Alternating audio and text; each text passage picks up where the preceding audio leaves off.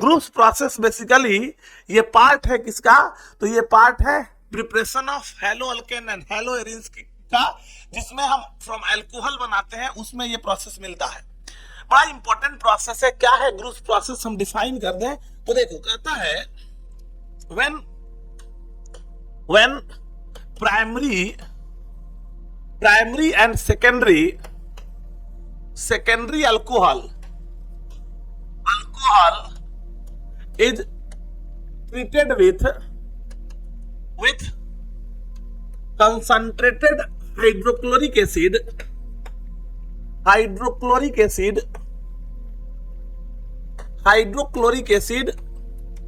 Generally हेलिक acid भी हम use करते हैं, कोई भी हेलिक एसिड यूज करते हैं, in the presence of anhydrous ZnCl2 या जिंक, ये हमारा जो हो गया जिंक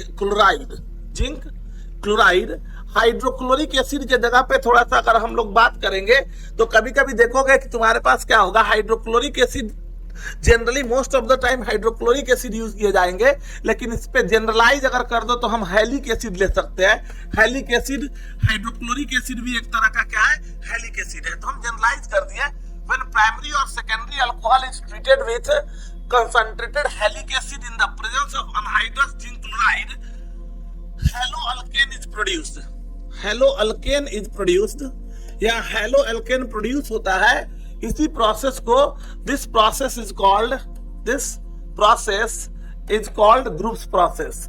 तो याद रखने का डेफिनेशन, जो हमने पहले डेफिनेशन की बात कर ली कि ग्रुप्स प्रोसेस हम कहते किसको है, तो आशा करते हैं कि डेफिनेशन हमारा क्लियर हो गया होगा कि जब हम प्राइमरी और सेकेंडरी, प्राइमरी बोले तो 1 डिग्री अल्कोहल और सेकेंडरी मतलब 2 डिग्री अल्कोहल, 1 डिग्री और 2 डिग्री अल्कोहल का ट्रीटमेंट जब कंसंट्रेटेड हेलिक एसिड से करते हैं तो अनहाइड्रस ZnCl2 के प्रेजेंस में तो हेलो अल्केन बनता है। इस रिएक्शन को हम यहां से लिख देता हूं, ये हमारा अल्कोहल हो गया।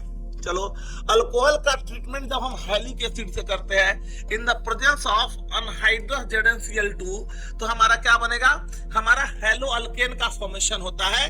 ये हमारा बनेगा क्या, RH का फॉर्मेशन होगा, और इसी रिएक्शन को हम ग्रुप्स प्रोसेस बोलते हैं। तो जब बात रिवीजन की आएगी तो रिवीजन के लिए तुम इतना ही, अगर रिएक्शंस को इसका डेफिनेशन याद करना है तो इतना काफी है। क्या, ये अल्कोहल जो होगा वो 1 डिग्री और 2 डिग्री अल्कोहल होगा, ये अपना हेलिक एसिड है, हेलिक एसिड से ट्रीट किया अनहाइड्रस ZnCl2 के प्रेजेंस में, और ये जो हमारे पास हो गया क्या बन गया, हेलो अल्केन का फॉर्मेशन हो गया। तो अगर हम कहें व्हाट इज ग्रुप्स प्रोसेस, अब सोचो अगर हमसे बोला जाए कि व्हाट इज ग्रुप्स प्रोसेस तो हम क्या बोलेंगे, हम कहेंगे ग्रुप्स प्रोसेस को डिफाइन करेंगे कि व्हेन 1 डिग्री और 2 degree alcohol is treated with हेलिक acid in the presence of anhydrous ZnCl2, hello alkane is produced, this reaction is called groups process. तो हमको यही से याद हो जाएगा, हमको ये डेफिनेशन नहीं भी याद रहे, इतना दिमाग में रखेंगे, यही याद रखना है अपने पास एग्जाम्पल। जब भी हम एग्जाम की बात कर रहे होंगे, एग्जाम के लिए प्रिपेयर कर रहे होंगे, तो अपने पास याद बाबू यही रखने का है। ये रिएक्शंस को समराइज करने का तरीका यही है मैक्सिमम, मतलब हम कह सकते हैं, एक बार फिर रिपीट कर दे रहा हूं, कोई पूछे what is groups process, definition clear है। व्हाट इज ग्रुप्स प्रोसेस एक लाइन में बोलेंगे, देखो क्या बोलेंगे, ग्रुप्स प्रोसेस क्या बोलता है कि व्हेन 1 डिग्री और 2 degree alcohol is treated with हेलिक acid in the presence of anhydrous ZnCl2, क्या होगा, hello alkane is produced, this reaction is called groups process. पहला बात सबको क्लियर हो गया। तो ग्रुप्स प्रोसेस किसको कहे, ये बात हम आशा करते हैं कि हमको समझ में आ गया होगा, इसमें हमको इशू नहीं होना चाहिए, ठीक है। देखो, इस बात को अगर तुम यहां से कोरिलेट करते, जैसे एग्जांपल के लिए ले लो, हमारा रिएक्शन हो गया CH3CH2 और यहाँ क्या OH है, इसका ट्रीटमेंट हम HCl हेलिक एसिड है। अच्छा, रिएक्टिविटी ऑफ हेलिक एसिड, अगर हम इसमें हेलिक एसिड की रिएक्टिविटी ले लें, देखो हम आगे इस पे मेंशन कर देते हैं, पहले ये देख लो, अनहाइड्रस ZnCl2 के साथ हमने ट्रीट कर दिया तो क्या होगा, ये Cl हट के यहाँ पे हो गया क्या CH3CH2 और यहाँ पे क्या लग जाएगा Cl, ये हमारे पास बन जाएगा मतलब क्या, क्लोरो इथेन का फॉर्मेशन होगा, क्लोरोइथेन। ये हमारा क्या होगा, इथेनॉल हो गया, जो कि हमारा 1 डिग्री अल्कोहल है, ठीक है। तो जब हम ट्रीट करेंगे तो इसका फॉर्मेशन होगा। स्वाभाविक है इस रिएक्शन में रिएक्टिविटी की बात कर लो, अगर रिएक्टिविटी ऑफ हेलो अल्केन, थोड़ा सा हम इसको समझाते हैं।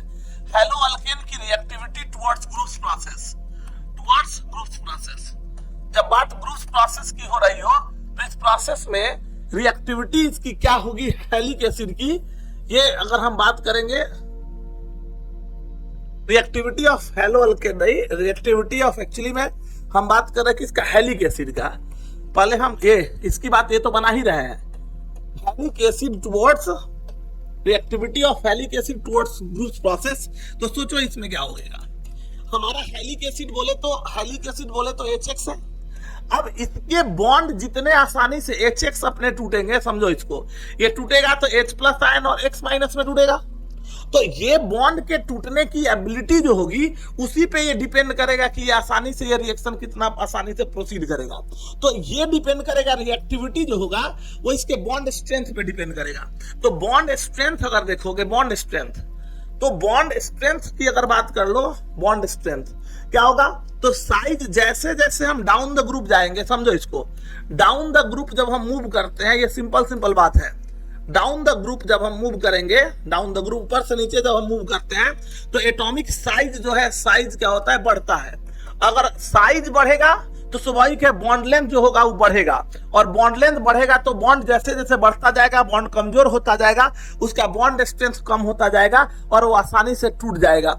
और इस कारण से इसकी जब टूट जाएगा तो आसानी से जो टूटेगा वो ज्यादा रिएक्टिव होगा, उसकी रिएक्टिविटी जो होगी वो रिएक्टिविटी ज्यादा होगी। इसका सीधा मतलब ये हुआ कि अगर हम इस रिएक्शन को समझ पा रहे हैं ग्रुप्स प्रोसेस के लिए तो अंडरस्टूड है, इस बात को दिमाग में बैठा लो कि जब ये टूटेगा तो HX में हमारा कौन होगा, HCl है, HBr है और कौन है, HI है, समझो इसको। तो इन तीनों में ज्यादा छोटा कौन है, ये जैसे जैसे इधर जा रहा है साइज बढ़ रहा है, तो साइज बढ़ रहा है तो बॉन्ड लेंथ क्या होगा, बॉन्ड लेंथ इधर सबसे छोटा होगा, उसका बॉन्ड बड़ा होगा, स्ट्रेंथ कमजोर होगा और वो ज्यादा रिएक्टिव होगा। तो जब हम हेलो अल्केन्स के रिएक्टिविटी की बात करेंगे, हेलो अल्केन्स के फॉर्मेशन के समय हेलिक एसिड की जो रिएक्टिविटी है, सबसे ज्यादा रिएक्टिव हमारा कौन होगा, हाइड्रोजन आयोडाइड होगा, और कंपैरेटिवली कम रिएक्टिव कौन होगा, हाइड्रोजन फ्लोराइड होगा, HF होगा। ये तो हम समझ पा रहे हैं। हमने एक वर्ड यहाँ पे यूज किया है इस रिएक्शन में, थोड़ा सा और समझो। हमने इस रिएक्शन में 1 डिग्री 2 डिग्री अल्कोहल यूज किया है। तो 1 डिग्री और 2 डिग्री अल्कोहल यूज करने का मतलब समझो, इसमें क्या होगा, एक बात और गौर करके चलो। तो 1 डिग्री और 2 डिग्री अल्कोहल जो हम यूज कर रहे हैं, इसमें अगर 3 डिग्री लेंगे तो क्या होगा। एक्चुअली ये जो रिएक्शन है समझ के चलो, OH हट के ये जुड़ रहा है, मतलब ये जनरली ये रिएक्शन जो होता है वो SN2 रिएक्टिविटी शो करता है, SN2 रिएक्शन होता है। आगे हम लोग SN1 SN2 रिएक्शन क्या है वो हम समझेंगे। ये SN2 रिएक्टिविटी के थ्रू ये रिएक्शन जो है वो प्रोसीड होता है, सारा SN2 रिएक्शन के थ्रू ये प्रोडक्ट का फॉर्मेशन होता है। और 3 डिग्री जो हमारा अल्कोहल है वो SN1 रिएक्शन देता है। इस कारण से ये रिएक्शन जो है ग्रुप्स प्रोसेस जो है मेनली जो है वो 1 डिग्री और 2 डिग्री अल्कोहल का ही कैरेक्टरिस्टिक्स है। तो अगर इसमें रिएक्टिविटी जाएंगे तो रिएक्टिविटी में इस रिएक्शंस को समझेंगे इसके थ्रू, और अगर सेकेंड टर्शियरी अल्कोहल लेंगे तो डेफिनेटली वो रिएक्शन हमारा SN1 रिएक्शन होगा। इसका ख्याल रखेंगे। इसमें जब इंफॉर्मेशन की बातें हो रही है तो एक इंफॉर्मेटरी चीज और तुम याद रख सकते हो, यहाँ से क्या याद रख सकते हो, हम यहाँ मेंशन कर रहे हैं, समझो। ये बात तो हो गई, एक बात जो हमने बताया इसको हम लोग जस्ट एक्सप्लेन कर रहे थे, जो एक ग्रुप प्रोसेस की बातें हो गई, ये तो हमने बता ही दिया। एक बात और तुम इसमें याद रख सकते हो, थोड़ा सा समझो। यहाँ पे जो हम लोग ग्रुप प्रोसेस में जो यूज करते हैं, एक टर्म हमने यूज किया, यहाँ क्या यूज किया, HCl यूज किया, और हमने क्या यूज किया है, अनहाइड्रस ZnCl2 यूज किया है। जब अनहाइड्रस ZnCl2 और HCl 1:1 रेशियो में यूज किया जाता है तो इसको हम लोग बोलते हैं लुकास रिएजेंट। क्या बोलते हैं, लुकास रिएजेंट। ये लुकास रिएजेंट।